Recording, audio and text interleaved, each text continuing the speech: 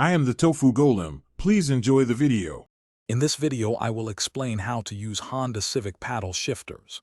First, understand that paddle shifters give you manual control over your car's gears, enhancing your driving experience. They are conveniently placed right behind your steering wheel, making them easy to reach while driving.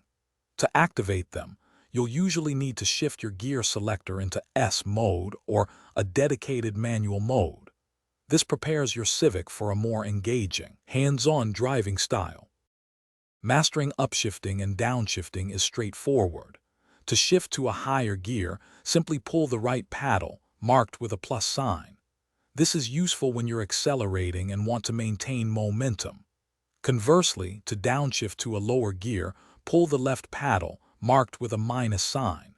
Downshifting is great for engine braking, especially when going downhill or to get ready for a quick burst of acceleration.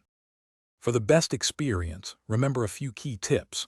Always aim for smooth shifts. Abrupt changes can cause a jolt and put unnecessary strain on your transmission. It's also wise to avoid shifting at the absolute red line or very low RPMs, as this can be hard on your engine.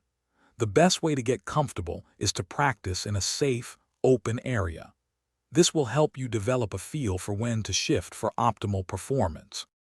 Paddle shifters truly shine in specific driving situations.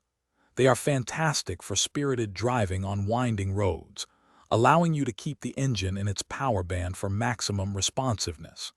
They're also incredibly useful for engine braking when you're going down steep hills, helping to save your conventional brakes. Remember to check the description below for a link to a book that can truly change how you think about money, as well as other great deals. Experiment with them to discover your preferred driving style. Thanks for watching. Consider subscribing if we helped you today.